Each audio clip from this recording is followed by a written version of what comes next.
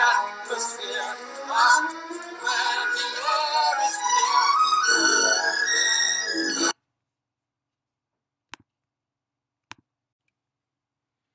Hello guys and welcome back. So today we're going to be flying a kite with quadrilaterals. So oh my god. So I have 3 audience members today and it is going to, if I start laughing, you know why, because they're here. Okay. So we've been looking at polygons. Now we're going to kind of dial it back down and take 2 sections to look at quadrilaterals. Today we're going to look at the overarching quadrilaterals, which are quadrilaterals, kites, trapezoids, and parallelograms. And then 6.5 kind of goes deeper into parallelograms. Okay, so this is very similar to the activity that we did in class last week. And so we have quadrilaterals, and then we have concave and convex quadrilaterals. And then there are different types of convex quadrilaterals. There's kites, parallelograms, and trapezoids. Okay, so to start off with kites. A kite is a quadrilateral with exactly 2 pairs of congruent consecutive sides. 2 pairs of congruent consecutive sides. No sides are parallel. So none of these sides are parallel in a kite.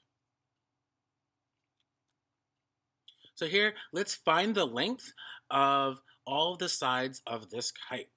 Okay, so we know that the 2 consecutive sides are congruent to each other. All right, so we have, oops, let's change the color. So we know that 4x minus 3 is equal to 2x plus 6.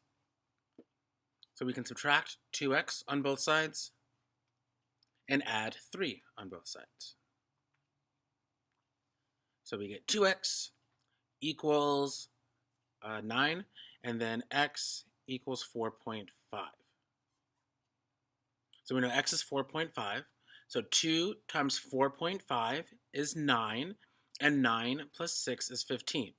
So we know that AD equals AB,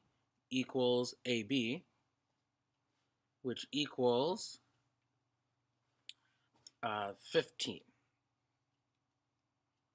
Now to find DC and BC, we know that they are congruent to each other. Their segments are congruent to each other.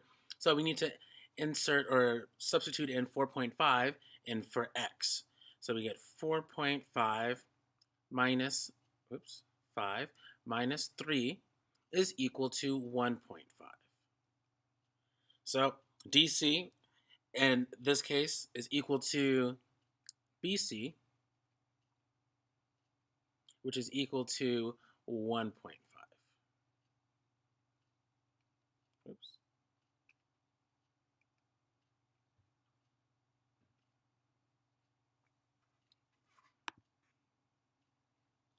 All right, next. So we've looked at kites. Now we're going to take a look at trapezoids and isosceles trapezoids, which is a special type of trapezoid. So a trapezoid is a quadrilateral with 1 pair of parallel sides. So a kite has 0 parallel sides. A trapezoid has 1 pair of parallel sides, exactly 1 pair. And so the pairs of parallel sides are called bases, and the angles that are formed from those bases are called the base angles. The 2 pairs of sides the pair of sides that are not parallel are called the legs. So we have the bases and the legs. And if the legs of a trapezoid are congruent, then the trapezoid is an isosceles trapezoid. So very similar to an isosceles triangle, where 2 sides of the triangle are congruent, then it's an isosceles triangle. An isosceles trapezoid are when 2 sides of the trapezoid are congruent. And so there are a few theorems that go with isosceles triangles. If a quadrilateral is an isosceles trapezoid, then each pair of base angles are congruent. So if we have an isosceles trapezoid, we know that the base angles, in this case A and D, are congruent to each other, and B and C are congruent to each other.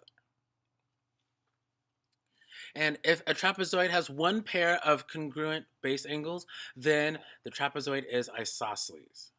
So if you know that we have a trapezoid and the base angles, one pair of base angles are congruent, we know that it's an isosceles trapezoid as well. So remember, isosceles trapezoid, it's a quadrilateral that has one pair of parallel sides and the other pair of sides are congruent to each other. Here, let's take a look at this one. So using properties of isosceles trapezoid, find the measure of angle A. So we know that the base angles are congruent to each other. So angle D and angle C will be 100 degrees. And therefore, what's left over is angle A and B will be 80 degrees because the quadrilaterals always add up to 360 degrees. All right, so we've looked at kites, which have no parallel lines, trapezoids, and isosceles trapezoids, which have one set of parallel lines. And lastly, we have parallelograms, which have two sets of parallel lines. And so there are four theorems that we learn that I'm going to introduce with parallelograms. One of them is on the next slide. So if one pair of opposite sides of a quadrilateral are parallel and congruent, then the quadrilateral is a parallelogram. So if you have a quadrilateral and you see that, one pair of opposite sides are congruent and parallel, we can say that that quadrilateral is a parallelogram. If both pairs of opposite sides are congruent, then you can also say that that quadrilateral is a parallelogram. And then if both pairs of opposite angles are congruent, then the quadrilateral is a parallelogram. And then lastly, if an angle of a quadrilateral is supplementary to both of its consecutive angles, then the quadrilateral is a parallelogram. So if you have an angle here and the two consecutive angles are supplementary to them, then it's also a parallelogram. So those are the four conditions. We'll review them one more time at the end of this video. Let's take a look at some of these examples. So show that JKLM is a parallelogram for A equals 3 and B equals 9. Okay, so let's substitute in. We know that JK is equal to 5 times 3 minus 11, which is 34. And LM is equal to 10 times 3 plus 4, which is 34. So we know that they're both,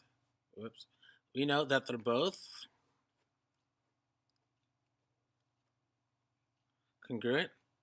And then if we substitute 9 in for B, we know that KL and JM are congruent.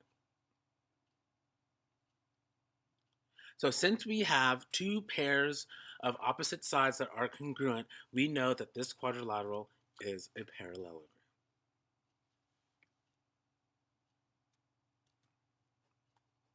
Now show that this quadrilateral is a parallelogram with x equaling 10 and y being 6.5. Okay, so let's substitute in. So for the measure of angle Q, it'd be 6 times 6.5 plus 7, which equals 46. Measure of angle S is 8 times 6.5 minus 6 is 46. And so what do we hope angle R would be? Well, we want the angle Q and S, oh, you can't see what I'm doing. Angle Q and angle S are consecutive angles to angle R, so we want them to be supplementary to angle R. So we want R to be supplementary to Q, and we want angle R to be supplementary to S. And since we substitute in 10 in for x, we get 15 times 10 minus 16, which is 134. And 134 is supplementary to angle Q and angle S.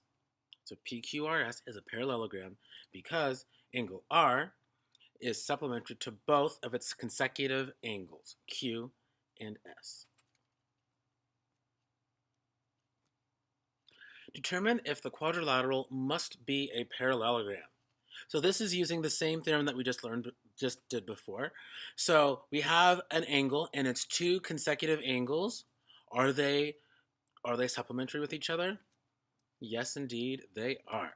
So this is a parallelogram. And then lastly, determine if the quadrilateral must be a parallelogram. So we see that we have a pair of angles that are congruent to each other. Do we get any other information? Nope, we don't. We don't know that the sides are parallel. We don't know if the opposite angles are congruent. So, no, only one pair of opposite angles are congruent. The other pair, we don't know. So it is not enough information. And so, in review, there are 5 conditions that we can identify quadrilaterals as parallelograms. So, both pairs of opposite sides are parallel. One pair of opposite sides are parallel and congruent. Both pairs of opposite sides are congruent. Both pairs of opposite angles are congruent. And then lastly, one angle is supplementary to both of its consecutive angles. So any of those 5 work. It's going to take some time to internalize and memorize them, but we'll get started with the online quiz and then the video. And so just quickly in review, that we start off with quadrilaterals, and there are 2 different types, concave and convex. Then we have kites, which have no parallel lines, trapezoids, which have 1 set of parallel lines, and parallelograms, which have 2 sets of parallel lines. All right, have a good one, guys. Do the online quiz, and I'll see you in class. Bye-bye.